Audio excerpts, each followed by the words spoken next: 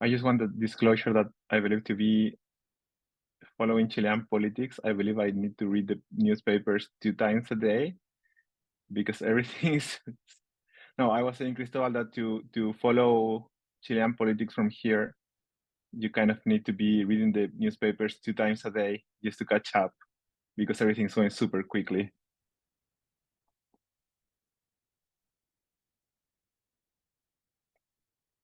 Sometimes it's better not to know. Ignorance is bliss.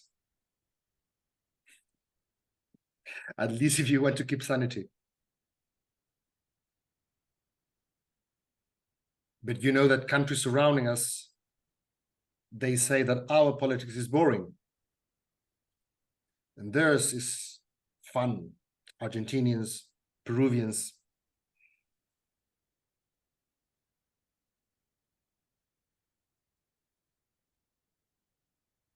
Why is Chilean politics boring? Is it too stable? But for them, yeah. I mean, if your presidents cannot complete their mandate, and you have this sort of big institutional changes in ordinary democratic life, in that sense, Chilean politics might seem boring. I don't know. In Ecuador, a few months ago, they just killed a presidential candidate.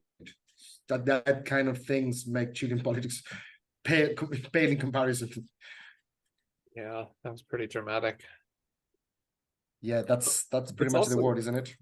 It's pretty historic to have a chance to create a new constitution, right? That can't be very common. No, it is not. And actually, if the constitution is rejected, if the proposal is rejected for the second time, that would be, I'm pretty sure, a Guinness record. Because Guinness record, yeah. Yeah, according to some, like Roberto Gargarella, like 98% or 95% of the constitution that are submitted to the people's ratification, like through a referendum, they tend to be they pass. They tend to be approved.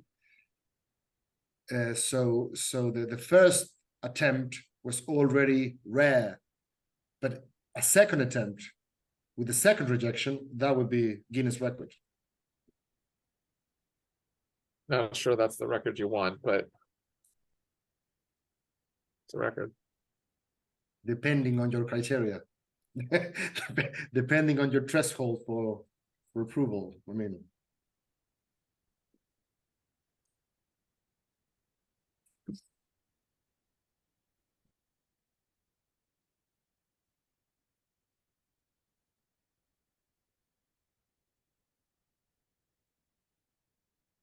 so Mario, whenever you're ready.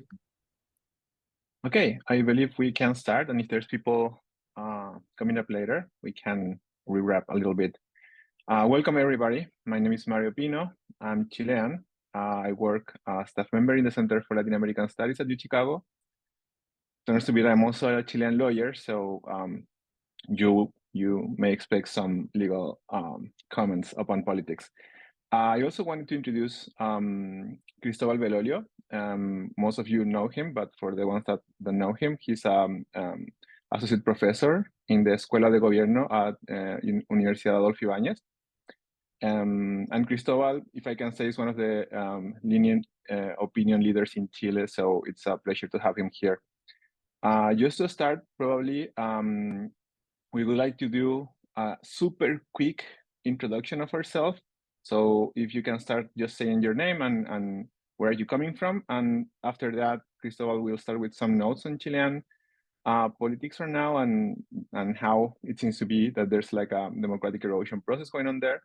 And I'll follow with some comments on the US side, and then we can just start the conversation. And the only thing that we want to ask is try to keep every intervention super concise so we can, like, everyone can interact in this conversation. So if perhaps I'm going to start with Valentina.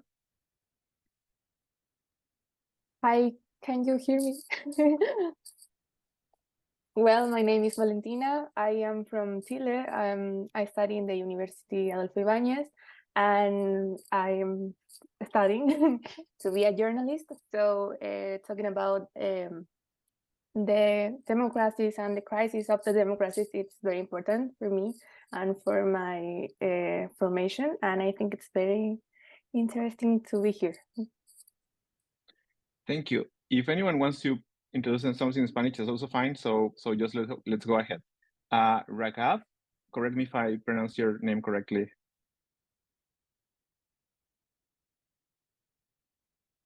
Okay, I'm not hearing from Raghav, so I'll just continue. Benjamín. Bueno, yo me quiero presentar en español, la verdad. Bueno, mi nombre es Benjamín. También soy de la Universidad Adolfo Ibáñez. Estudio Derecho. Y bueno, tuve el curso con el profesor Belolio. Encuentro que fue bastante interesante la temática. Y estoy bastante interesado en el tema. Más que nada eso.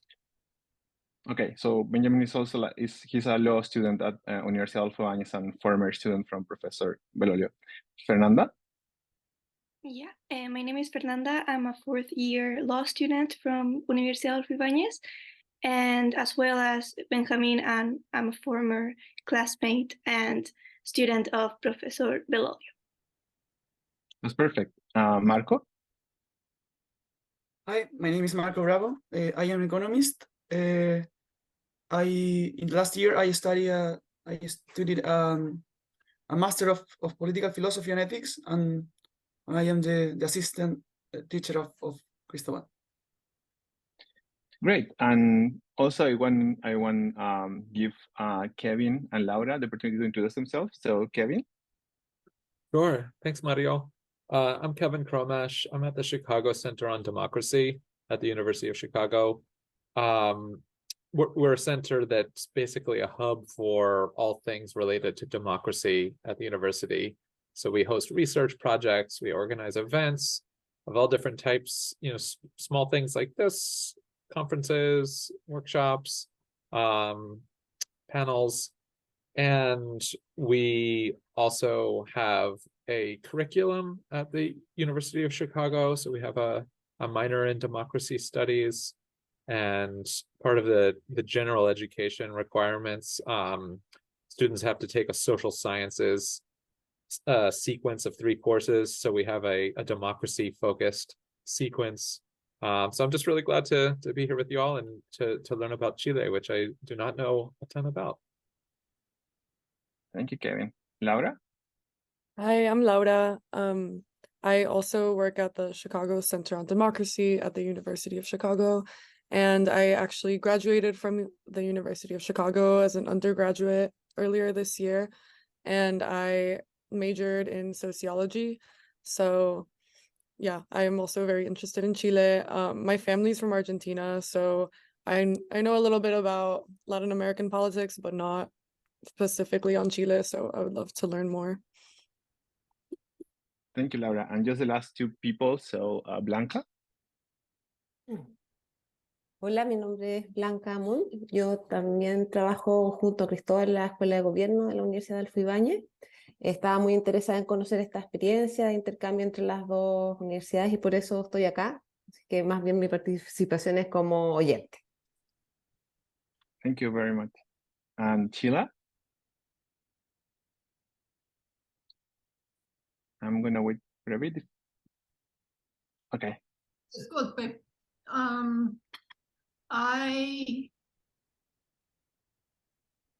I have been active in Chile Solidarity for a long time, since '73. I lost one of my friends, Frank Tarugi, in the coup. And so I have a long-standing interest in Chile. And I'm sorry I'm eating my lunch, so I will just listen to you folks. Thank you. Thank you very much, Sheila. So I just want to say thanks again to the Chicago Center on Democracy. I believe this is a really interesting experience of exchange. And Cristobal, you can start and then I'll follow your lead. Thank you, Mario. Well, thanks to all for being here. This is a very informal meeting. The aim is basically to chat about experiences both in the US and in Chile regarding our common topic, which is democratic erosion or democratic backsliding or the crisis of democracy. I don't want to say it as an assertion, maybe it's more like a question, as Mario already hinted. Is our democracy in crisis? Are we overstating the point? Are we actively looking for traces, clues to support that hypothesis? And are we blind regarding the other cues that say that our democracy is pretty stable? Maybe, I don't know.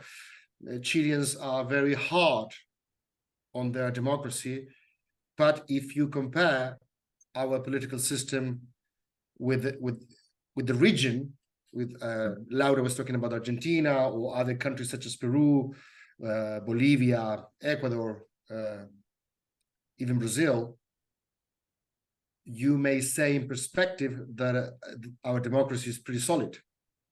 Sometimes you may disagree with the government, with the active government, but that doesn't mean that the whole system is crumbling. So I think it is interesting to have these sort of cross-cultural conversations in order to put our own beliefs in perspective. So that's pretty much the idea. So as you may know, Chile is experiencing a rather interesting episode of constitutional change. Rather than a constitutional moment, is a constituent moment, in the sense that we're not trying to just change some bits of the constitution, but we're trying to replace the constitution altogether. So we are trying to get rid of Pinochet constitution. As Sheila may know, we have a constitution dated from Pinochet times. So a few years ago, after unprecedented unrest, social unrest in 2019, we overwhelmingly decided to draft a brand new constitution. This was in the midst of the pandemic. So we went to the polls and we say, we want a new constitution. 80% of the voters say that we wanted a new constitution, but then we drafted, as the international media call it, the world's most progressive constitution. And the world's most progressive constitution was rejected by a wide margin last year. So after that, we say, why don't we give the constitutional moment another try, another chance? So we entrust another assembly to draft a new proposal, but this time we elected pretty much the radical right to do it. Instead of the most progressive constitution on earth, now in 1 month time, we have to go to the polls again to decide in a referendum if we like or we dislike the proposal drafted pretty much by what some scholars call the populist radical right, the Chilean version of it. So many people say that it's more neoliberal in economic terms, more authoritarian in political terms, more conservative in sort of moral issues. So that's the predicament. That's the paradox. We wanted a new constitution. Then we say no to the progressive proposal, and now we are about, according to the polls, we're about to say no to the conservative one as well. So at the end, we might just stay with Pinochet constitution, a very reformed version of Pinochet's constitution, but that's the paradox of the Chilean political moment. That's a broad context. So perhaps I can follow up from that point, because I arrived to live in the US just 2 days before the Capitol assault. And when I arrived, it was I started to think with my wife, well, what's going on? Like, this is not normal, right? And we started to ask some friends, colleagues in the university, and even some politicians around. And I believe that's a good example of how far the democratic erosion of the US has like reached a point that is very complex, because in the last election, Trump had a hard time trying to accept the results. And in some more direct or indirect ways, he pushed some people, some of his followers, to attack and storm the Capitol. And that's something that, at least for me, was pretty unexpected in the US. So, and the US has basically a two-party system. So you have the Republicans on one side, the Democrats on the other side. And there's an ongoing polarization between these two parties. So I brought some data that I found really interesting. So, for example, in 1960, 4% of Democrats and 5% of Republicans said they would be displeased if their child married someone from the other side. Well, Can now you repeat the numbers? Yeah, in 1960, it was 4% of Democrats and 5% of Republicans say they would be displeased if one of their child married someone from the other side. And now that percentage is around 33% in the case of Democrats and 49% in the case of Democrats. So, I mean, that's really striking. Or, for example, another, like, there's Pew, that's an NGO survey that recently said that 49% of Republicans and 55% of Democrats say the other party makes them afraid. So I believe those are, I don't know, tiny little bits of like this generalized feeling of polarization. And I believe one of the problems with polarization is there's an author, Milan Zvolik, that says that when societies are highly polarized, usually we become less tolerant to we become more tolerant to undemocratic behavior from our own side. So I believe that that's a highly risk. And just a couple of extra notes in the US that may be helpful to navigate the conversation. The US started as a group of colonies in the East Coast, so where is Washington located, New York, Boston, and then that country started to expand towards the West until the West Coast. So I know that probably you know this, but it is a huge country, and it feels like there's several countries within one country. And I believe for Chileans, that's new, at least for me. And then there's also a strong racial divide. So, for example, in the city where I live, Chicago, the city is mainly Democrat, so you won't find very Republican voters in here in the city. But the city is absolutely racially divided. So in the last major election, the northern portion, which is more white and with more resources, basically voted for the white candidate.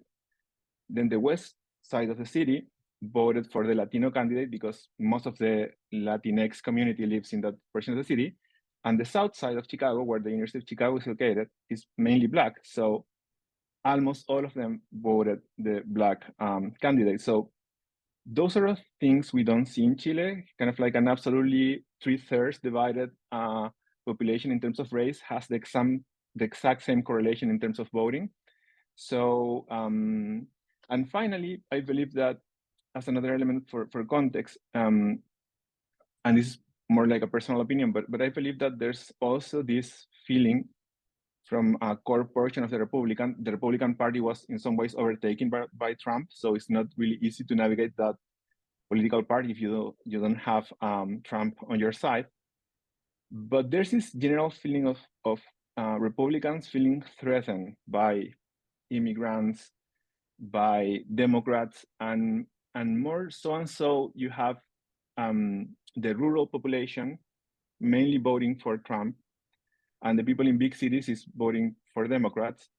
So there's a strongly divided country, and to the point that when you drive out of the city, you see like Democrat flags, and then you start to see like in some point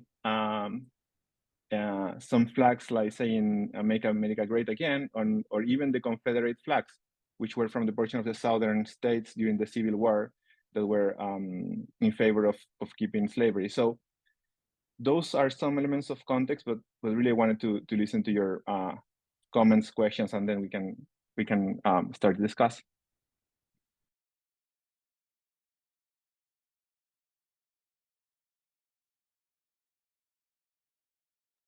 feel free to jump in. You may jump in, or if you want to just raise your hand as you want.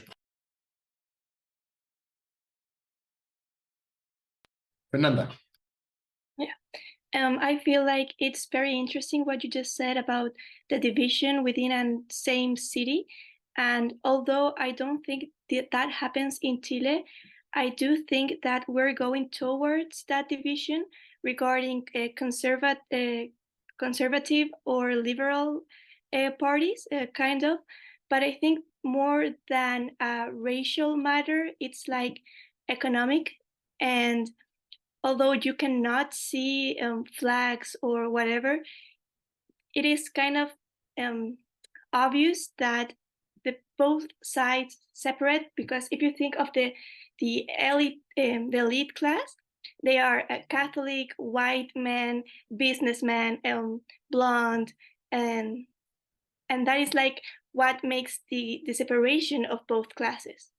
And I think that in this constitutional process, it has been very clear that it's not about gaining a common ground or reaching an agreement, but rather a show or display of force and who has the upper hand. So in the first constitutional process, it was the left and now it's the right. And that is very interesting because it shows politicization and polarization and this fragmentation that it is rather growing in Chile right now. And there is no common base or interest in reaching this agreement. So I think that what happens in the US about Democrats and Republicans, it's not unimaginable for Chile right now to be the reality in a few years from now.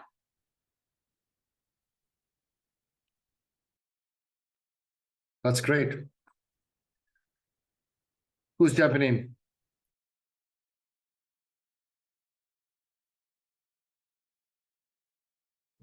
Benjamín. Sí, yo lo voy a hacer en español, si me voy a traducir después. No, o sea, más que nada, igual, sumarme igual un poco a las palabras. Yo pienso lo mismo, o sea, igual sobre decirlo así, clivaje como geográfico, uno podría pensar que existe. Yo creo que en Chile también sucede. O sea, uno puede ver claramente que hay como ciudades que son bastiones de ciertos sectores políticos, y asimismo ocurre en las ciudades, perdón, ocurre también que en las ciudades, por ejemplo, también existe una división. O sea, hay sectores y sectores que votan por cierta ideología y ciertos partidos constantemente. Y así como en el sector rural, también puede existir como un bastión, por decirlo así, de la derecha. Y hay ciudades que son, o comunas más que nada, no, yo no sé si llega a ciudades completas, que son bastiones también de los sectores más progresistas.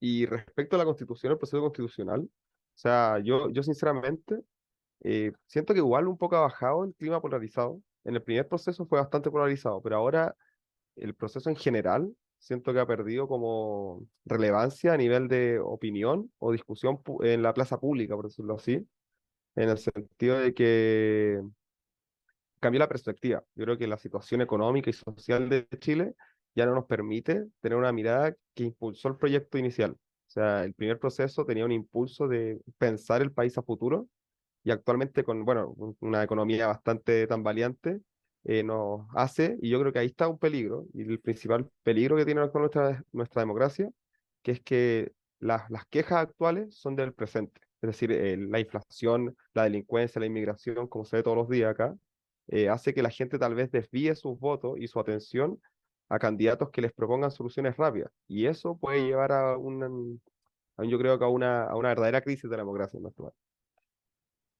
Okay, so basically Benjamin is saying that he feels, and I think he's right, that this last phase of the constitutional process has been less intense. People are feeling detached, maybe because they see that the politicians should take more preeminence onto urgent, mundane matters, the economy, public safety. That's pretty much what's on the news every day. There's a sense of a crisis of public order, which includes, and Benjamin said, includes the problem of immigration, which is rather new in Chile. We have been experiencing a process of immigration of people from Venezuela, people from Haiti, people from Peru, but specifically from Venezuela because of their own problems. So many people relate immigration with the problem of crime. So that, according to Benjamin, may prompt authoritarian responses and the appeal of parties and candidates who promise to be very, very harsh on crime, very, very harsh on immigration, and maybe very, very harsh on civil liberties as well. I would like to add something, if I can, that it is very interesting that there is no participation or interest in this new constitution, or because the text itself, it's ready, and it's almost like the government has to do a campaign to promote it because nobody wants to read it, at least in my age gap. And that is quite funny because it has been in the news for almost 2 years, I think. But the news right now in Chile is that the president just ended its romantic relation with its former partner. So how can that be what it's in the headlines of the newspapers and not the political or relevant, you would say, things? And in the same sense, I had the honor of being a student of who was the president of the expert commission of this constitutional progress, who is Verónica Undurraga, a teacher of constitutional law in the university.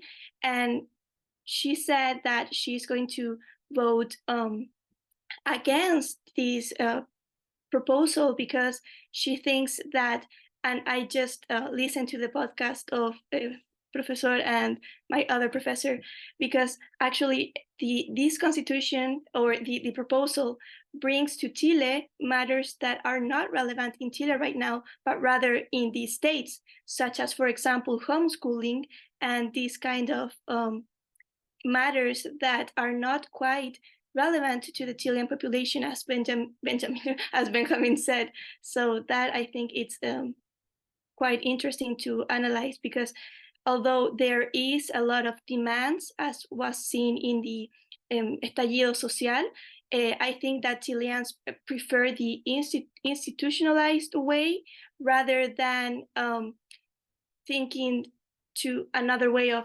democracy. Because one thing is saying that they do not like the government or democracy itself, but there is no other way around it. And Chileans do not want to go to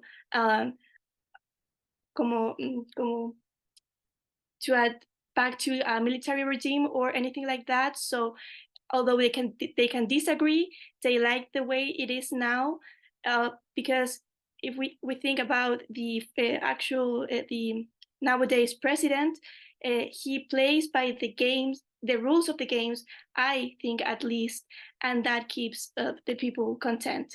So I think that this democratic erosion, at least in Chile, is just a vibe, as the article we read. More than, I think it's more like show, not tell. We are telling too much, but in the facts, nothing is really, really wrong, because people are not also doing anything, just like, yeah. So we are dissatisfied with the status quo, but we continue rejecting all offers on the table, all alternatives on the table. Yeah, we are more picky because also of social media, all the memes, and we can all make our own opinions and voice our demands, and we feel like we have now this voice.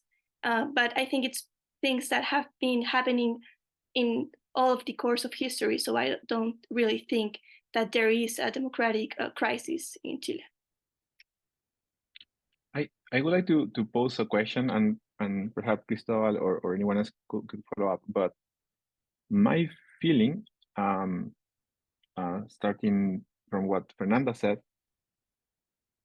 I see way more polarization, not just at an elite level, but at the base level in the US, than what I'm seeing in Chile.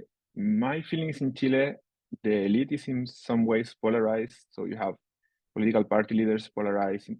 But then when you go to the people in the streets, it's not that easy to like encounter that strong polarization in terms of ideology and program. So that's kind of an open question. What do you think, guys?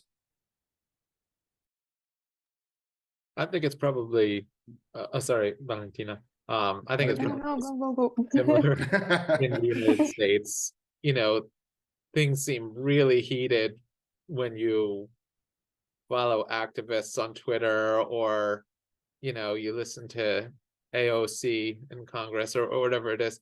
But I think there's a lot more common ground between regular people. I think most people can understand the nuances of issues if they actually get into a conversation. But maybe I'm just being naive in that. Valentina. Ahora sí. Ya, yo iba a hablar en inglés, pero creo que es más fácil para mí decir más cosas en español. Bueno, a propósito de esto y de lo que mencionaba Fernanda también recién, sobre todo sobre la gente joven y la presencia en este proceso, y de que las personas en el general no están tan polarizadas precisamente para... porque... Eso, un poco más lento, Valentina. Voy. Porque la gente en este nuevo proceso está viviendo como está muy presente esta desafección, yo creo, del proceso, como desde la desilusión de lo que fue el primero, de que ya fracasó una vez, de que se puso mucho esfuerzo, de que no funcionó, y creo que esto también se da mucho, y que lo conversamos mucho en clases, como desde el periodismo, desde la vereda comunicacional, de cómo la gente ya no busca informarse, o desde cómo las redes sociales finalmente han impactado mucho en eso, de que no, las opiniones se traspasan finalmente como ideas generales, pero no hay como una más profundización sobre el proceso, porque, por ejemplo, yo, estudiante de periodismo, de esta nueva constitución no sé casi nada comparado con lo que era el proyecto anterior, que sabía mucho más y que también me interesaba más como por mis ideas políticas, pero no tengo mucha información, precisamente porque hay menos de eso del enganche desde los medios o del interés público, y encuentro que eso también es un punto súper interesante. So basically, if you could not follow Valentina's point, is that her general feeling is that people in this second process just lost interest. And maybe, according to her experience, maybe that's due to the intensity in which the first process was lived. It was very intense. At the end of the process, if you can recall, by the end of the process, if you voted one option, you just cannot talk to the other guys, and if you voted the other option, you were you're expelled from the WhatsApp groups from if you held the wrong opinion. So it seems that this is the intensity is not the same. But what's interesting is that there's a common pattern. It seems to be people are willing to say, no, we don't want this.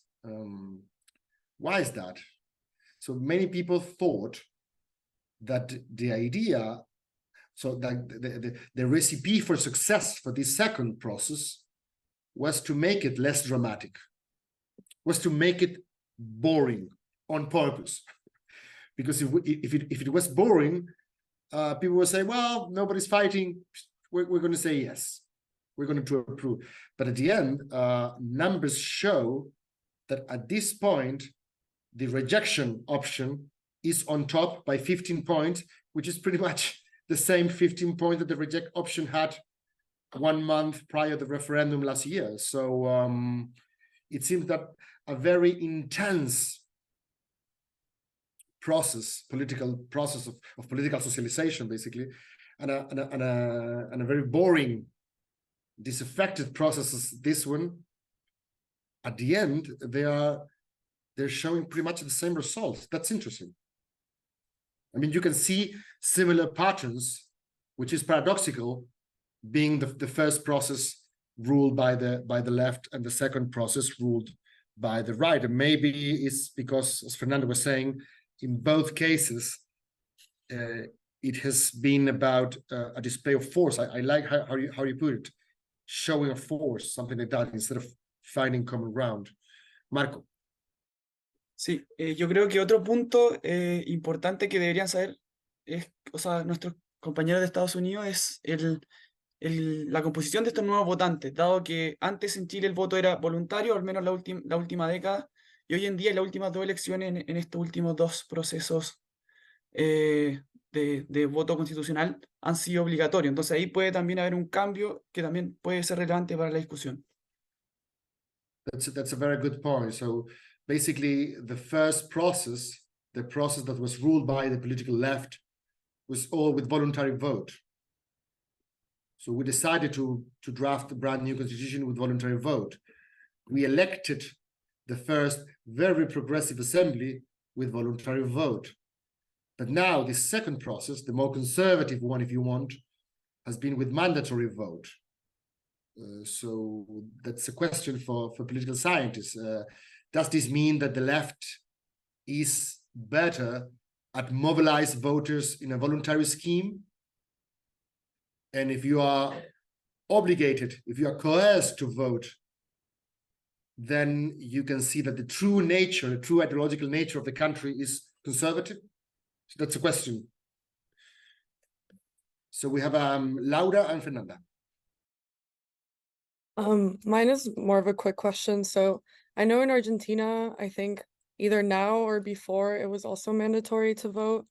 But I also heard that it wasn't enforced really well. So you could kind of choose to not vote if you wanted to, and you wouldn't get much of a penalty. So is it the same in Chile, or is it more enforced there?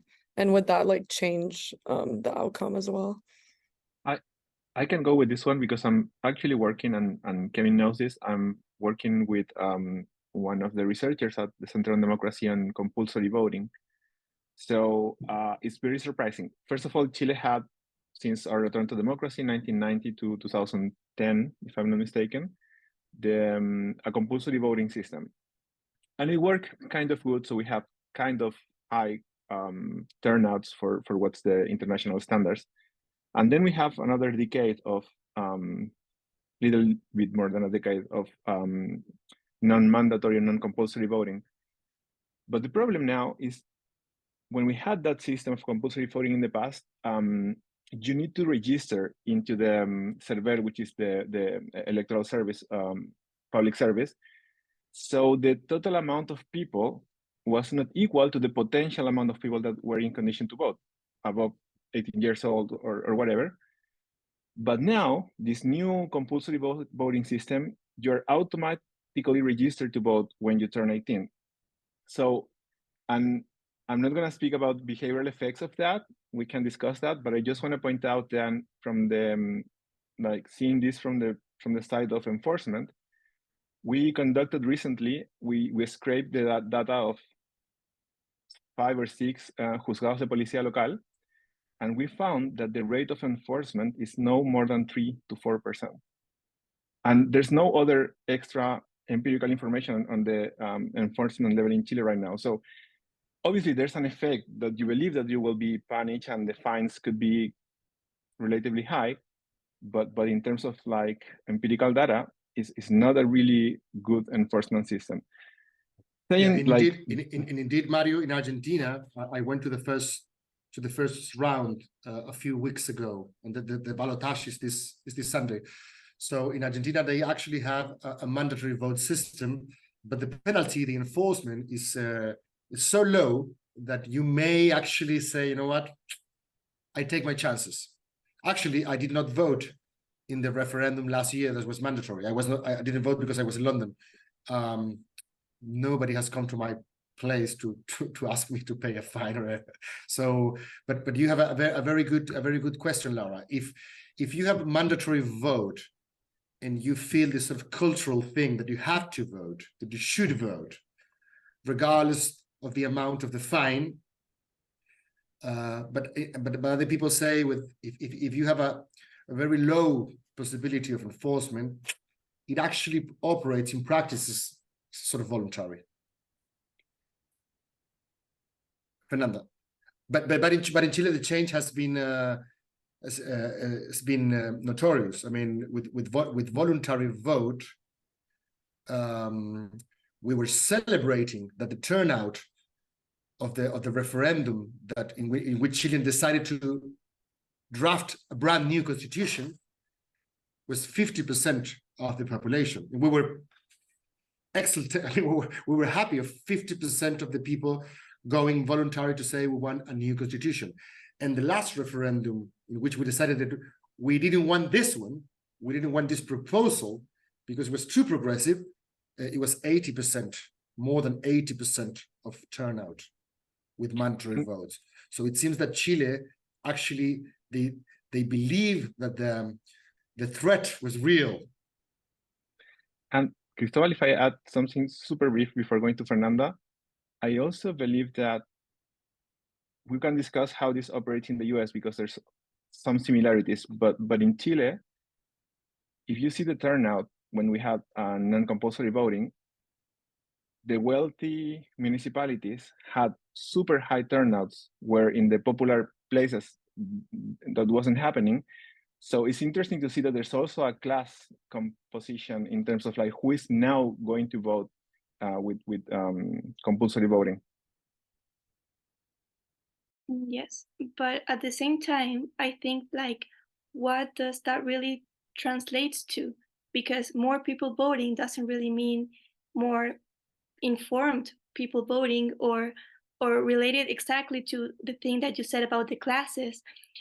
If the lower or not wealthier classes are voting, does it really means that they're getting informed? Because I think that with the compulsory vote, and although the turnout is bigger, there is a lot of not only disinformation, but also misinformation, that people are voting and choosing their candidates based on WhatsApp messages or reels or what other people said, and there's not a real interest in reading the proposal or actually reading the campaign proposals of the candidates, and that is more common than you would like to think.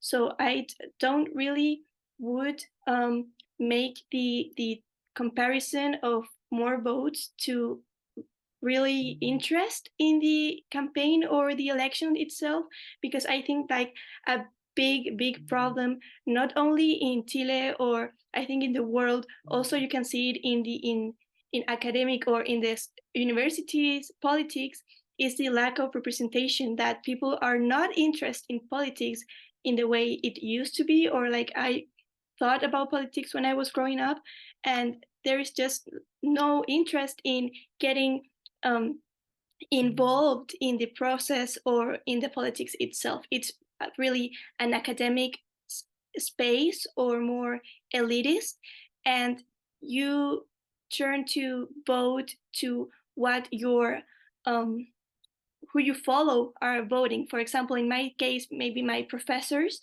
or the people who I hear in the radio, but there's no like a compromise with politics. I think that's interesting. I mean, personally, just on that last point, I've never known who my professors are voting for. I don't know if that's different in Chile, but I think that would be kind of a taboo in the United States to say who you're voting for as a professor. But one question, because we haven't touched on this at all, like what are the proposed changes to the Constitution in the two different versions? Because I know it seems like a paradox that you mentioned the first one was more left-wing and that was rejected, and then the second one is more right-wing and that's probably going to be rejected. but what are the issues within it that are causing people to reject it?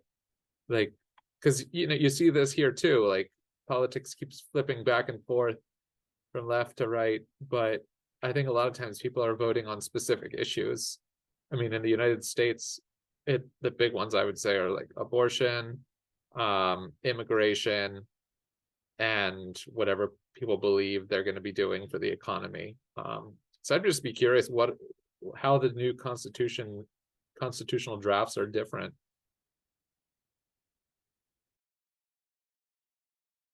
Abortion is a good example. Marco. Sí, con respecto a la diferencia entre los dos procesos, la primera versión de la Constitución, que podríamos decir que fue una versión más hacia la izquierda, contenía, según después se leyó, según se entendió, como un giro, digamos, hacia la política de la identidad. Hay una lectura que se le dio a la Constitución y quienes la escribieron de alguna manera, pareciera ser que trataron de darle ese foco de alguna manera. Si la podría definir de esa forma. No sé, me pueden contradecir si es que están mis compañeros. Y con respecto a esta última, justamente se habla como de temas del aborto, se habla de temas de seguridad, también se habla de como la constitución de la seguridad, dado que es un tema que está en Chile rondando mucho en la noticia, en la discusión pública. Entonces se habla de ese tipo de cosas y también en ese sentido se trata, no sé, por ejemplo, ante la inmigración también se dice que se va a llevar una expulsión inmediata de los inmigrantes. Ese tipo de cosas al menos son líneas que se mencionan. Benjamín. O sea, no sé si quieres traducir. Yeah. So one of the criticisms of the first proposal, specifically to Kevin, was asking this question, was it was too identitarian. I don't know if the translation works here. Well, identity politics actually is can you hear me? Yeah, identity politics, I think, is the term. Yeah, so basically the whole idea of historically marginalized groups. I'm talking about women, I'm talking about indigenous people, I'm talking about LGBTQ population. So the proposal that was rejected last year was very eager to sort of compensate the historical injustices. So that created a sort of backlash of the other identities of Trump's world, basically, but not only Trump's world in terms of the elite, but the other sort of people that felt that they were being left behind for these very progressive causes. But you mentioned abortion. Abortion, I think, is a very good example, Kevin, because the progressive proposal that we rejected last year was very generous in the way in which it secure a right to abortion. It secure actually not only that you wouldn't be prosecuted, but that the state has the duty sort of to secure your right to abortion. It was very sort of liberal in that sense for the first time in history. We don't have a law that sort of decriminalize all kinds of abortion, but the constitution went further. The proposal went further in a sort of progressive way. And this new text, the new proposal, the conservative one, on the contrary, it says that the constitution is going to protect the life of the unborn in a very explicit way. So the expert commission, as Fernanda was saying, that she is a teacher that was part of this expert commission. So the expert commission said, regarding abortion, the best thing to do is say nothing, because Chile is divided 50-50 in this kind of moral issue. So let the Congress decide afterwards. So the constitution shouldn't say anything. But when the left had the chance, it secured the right to all kinds of abortion. And when the right had the chance, now they are sort of prohibiting abortion in a very wide sense. So that's a good example on an issue in which, as Fernanda smartly said, they're both trying to show the force, because they, in both cases, they had the numbers to do it. If I may add something, and perhaps we will shift a little bit, but I was surprised. So in the US, I can see how a lot of unwritten rules of democracy are violated. So I don't know, for example, here you can cast a ballot by sending the ballot through your email. So there were a lot of hardships for people voting in this previous process with Trump in office.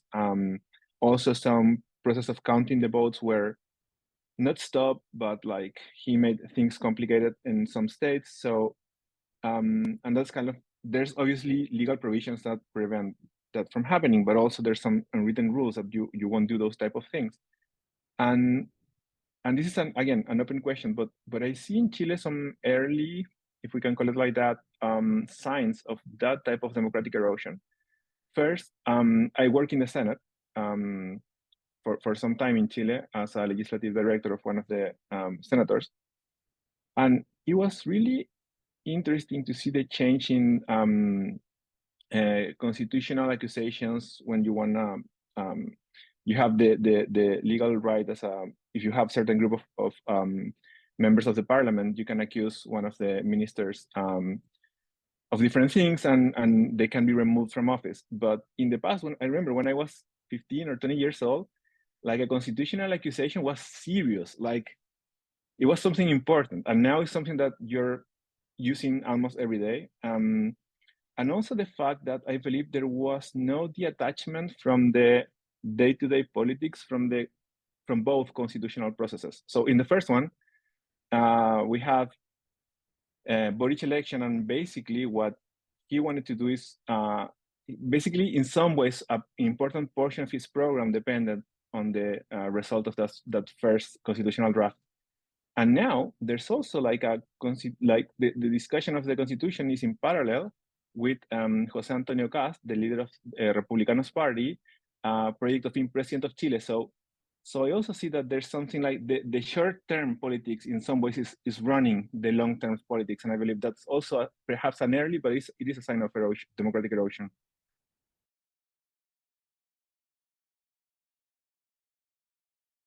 Fernanda.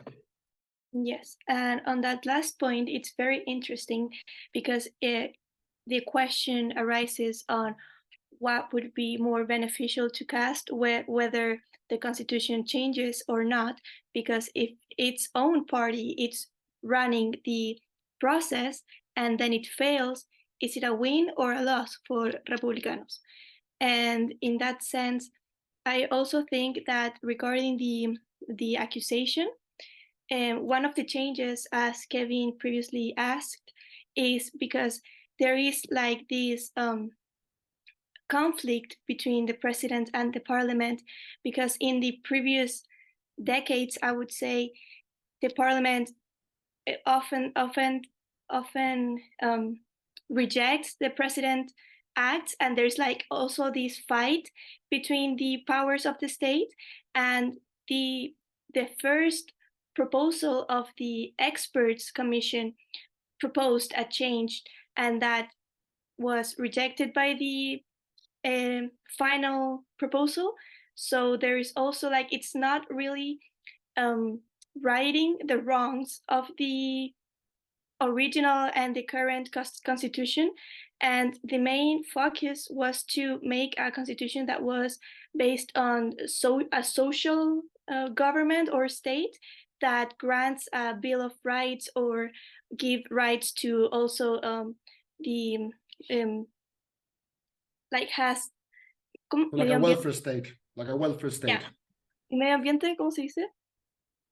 Environmental issues. Yeah, environmental issues and also feminist issues and that kind of health programs, but it did not translate to that. So in its form does not respond or answer to what are the main issues. But also regarding to what Mario asked about the silent rules of democracy, I would say that because there are so many gaps or gray areas, the politics in practice and how the state is ruled is going around these bases and trying to work. And also in state responsibility, there's also been many changes, and it's been very judicialized, and it's going to the courts, and that is what it's trying to be prevented, but that is not being corrected by this proposal. So there are a lot of things that on the social and the moral part, and also on the structure and the way the state works, it's not being taken care of. That's great. No need to translate that.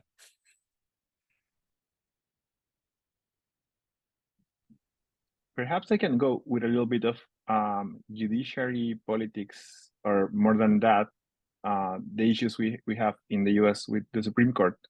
And super briefly, so one of my fears is that the constitutional hardball, as it called it, a professor in the US, that I don't know how much longer the judiciary can resist, or future like constitutional tribunal, if it changes, can resist this kind of like politicization of the judiciary. And I'm saying this because in the US, that's a super delicate point during the last term of Trump and this couple of years that Biden has been in office. So we have some kind of like famous, well, you know that in the US, we have a different legal system than continental systems. So here, basically every judge is committed to follow the previous decisions. And you just need to have a really strong rationale to change the previous decision. So, but for example, during this Supreme Court period, they overturned Roe versus Wade, which was basically the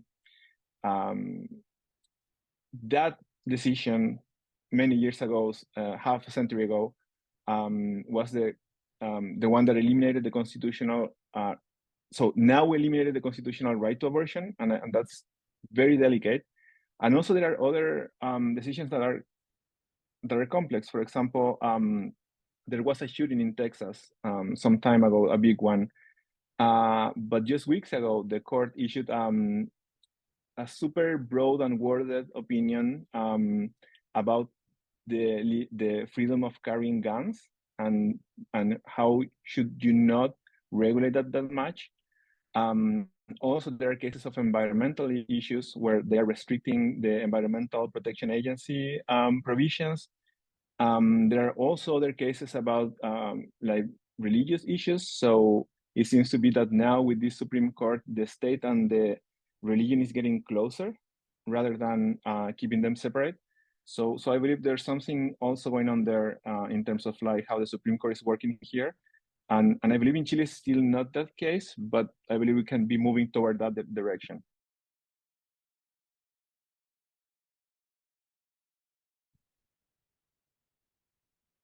So do you have any question for Chilean students regarding the US system?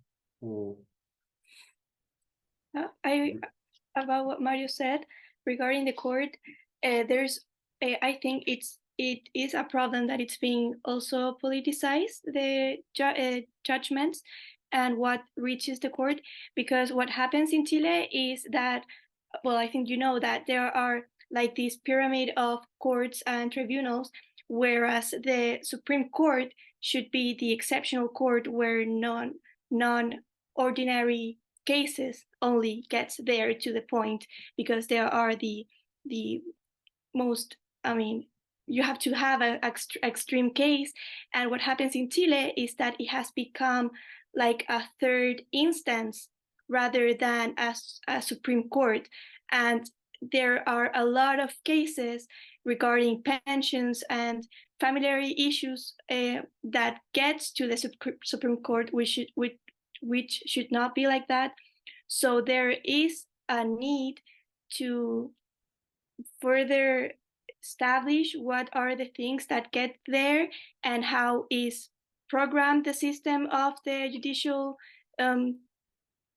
ordenament in Chile, and I think that it's not happening because there are a lot of cases and it is almost collapsed, and this new proposal doesn't take care of that also. And there were some proposals and initiatives, but that did not happen. And there's also the problem with the Constitutional Tribunal, which is a mess. That's a good insight. So anyone? Benjamín. Sí, yo tengo una pregunta más que nada hacia nuestros compañeros de Estados Unidos, que yo por lo menos, bueno, igual lo discutimos un poco en el curso, que a mí me siento que, bueno, como dijimos, en Chile no existe tanta polarización actualmente, por lo menos en las bases populares, por decirlo así, la gran población, y uno ve, siento yo, que en Estados Unidos existe una mayor polarización, o sea, uno ve que en manifestaciones o cuestiones donde se congregan personas afines a a una cierta ideología, existe siempre una persona, ya ha ocurrido muchas veces, que va con una intención de enfrentarlo, o sea, existe un choque entre las personas, entre las bases populares. Y eso se puede ver como un peligro hacia la democracia, pero no sé qué tan peligroso es como nosotros que tenemos actualmente, y como lo digo, y yo por lo menos así lo analizo, que es nuestro principal peligro, el hecho de que las personas, debido a la situación actual, el contexto social y económico, pueden perder un poco el foco, o la brújula por lo menos así, en la cual determinan cuál es la posición política, nos puede llevar un poco hacia un Nayib Bukele, por decirlo así. Al fin y al cabo, el bien, como la democracia ya no la vemos como un bien metafísico que hay que protegerlo, como algo propio, como algo que es bueno para el país, sino que hay que afrontar las cuestiones actuales y olvidarse de esos como ideales. Entonces, siento que en Estados Unidos, por decirlo así, existe una polarización que puede ser peligrosa, pero mantienen aún como la protección de la democracia como un fin último, como algo a proteger. En cambio, acá en Chile puede ser que ocurra algo distinto y que puede ser más peligroso, que no hay tanta polarización, sino que estamos atendiendo cuestiones más presentes y urgentes y olvidarse de proteger la democracia. No sé cómo lo ven en Estados Unidos, más que nada esa es mi pregunta. Okay, so before giving Trinidad the word, so basically Benjamin is asking, so he thinks that despite the fact that in Chile you don't see that much sort of emotional, effective polarization between two camps, he still identifies that there might be a trend or there might be the temptation to fall into authoritarian means in order, for example, to prevent crime, like in El Salvador. And he sees the US as having this sort of emotional and affective polarization, but still democracy is like sacred. You don't bargain with democracy. Nobody sort of imagines a military coup in the US. So, for example, that kind of thing. Trinidad, and then we may give the chance to our friends in the US to answer both. Yeah, I was thinking, sorry if I'm getting a little off topic. This is more about like the interactions. So I was thinking like how different is this crisis or like the polarization occurs on a daily basis here and there, and how people interact, but like not necessarily between elite and like medium class, but like young adults versus like older adults. I think here in Chile, like talking about as young adults, both part, even though politics or social classes are not like only divided into two parts, but like the two most predominant positions look down on each other. But unlike older adults, I think they like get along better and they socialize, and as long as they don't talk about politics, I think they're kind of obligated because of like university and social life, but not like older adults. So I think they have less tolerance, and we as young adults are more likely to get along better. So my question is like, how different are these interactions there that like here in Chile? I believe I can connect the two previous interventions. So thanks, Trinidad. There's recently a paper from Katia Araujo, which is a Peruvian sociologist working in Chile, that is called I don't know if this word works really well, but politicization without identification. And I believe I would say that's at least the beginning of the difference between the two countries, because in Chile you have a lot of people that during these two constitutional processes, during the 2019 social eruption, were involved in public affairs, were in the streets, but without a clear identification with a political party. And in the US, I believe there's a two-party system, and for many other reasons, historical reasons, social reasons, people tend to be more, if we are speaking about politics, they tend to be identified with parties, or they are portion of super local expression of politics. So you have a group with your neighborhoods, etc. But I see that there's a difference there. And the other thing that I wanna perform my super brief connected with this topic, my super brief analysis of Republican and Democrats in here. But I believe it's important to see where at least some of the polarization in the US is coming from. So for example, in 1965, the latest racial segregation laws and measures were forbidden. So there was an important migration from Black people to different places across the country, and they mainly started to vote for Democrats. And in the other hand, white people in the southern portion of the country started to be like more distant to the Democrats because they enacted or they lifted these prohibitions for Black Americans. And then during the 80s, there was this process of with Ronald Reagan to try to bring in some different sections of Christianism into the Republican Party. So what I can see is like there's groups that has been during the last half century stacked up in both parties. In some ways, those are kind of rigid groups. They have really like clear boundaries.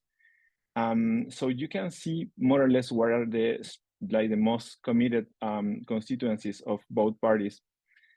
And in the other hand, and this is just my personal opinion, but I've seen here that the Democrat Party has a lot of problems trying to go into like less advantageous zones of the cities or even in rural areas. And you can feel that even for some Democrats, it's kind of like disgusting to like interact with poor people. So there's also like a responsibility there for the Democrats of not being able to convey the will of those, if I can call it like this, working class or poor Americans. It's obviously easy to work just with educated Americans that can understand really well politics and they're progressive. But what about going to more like less advantaged zones of the country? So there's a lot of responsibilities, obviously, in the Republicans in how I'm seeing the democratic erosion, but there's also a portion of responsibility that I'm seeing in Democrats. And I believe in some ways, Biden is an expression of that crisis that's there. That's pretty good. Okay, so some of our students had to go. In part, this is my fault because I told them that it was 1 hour earlier. Are you okay, Mario and Kevin and Laura, if we close the meeting? For sure. I want to thank all of you. This is a sort of exploratory conversation. We had the opportunity to raise different issues, both happening in Chile and in the US. And I hope this is the first of many steps of collaboration between the University in Chicago and Universidad Adolfo Ibáñez, especially under the umbrella of this topic of democratic erosion. So thank you all very much. Thank you, Trinidad, Mario. Thanks for everything for organize this. Kevin as well, Laura, Fernanda, Marco, Benjamin, Valentina, Blanca. Mario, you want to say some words? Yeah, you're saying I'm here from you. I want to write my email in the chat. Voy a escribir mi email en el chat, pero lo que sea que necesiten desde acá, feliz de ayudarles y es un gusto tenerlos acá. Y de nuevo también dar gracias. We want to say thanks to the Chicago Center on Democracy for creating this space. Yeah, Thank you nice so seeing you much. all. Thanks so much. Great talking. Thank you. Bye. Have a good weekend. Bye. Muchas gracias. Thank you. Thanks. Bye. Bye bye.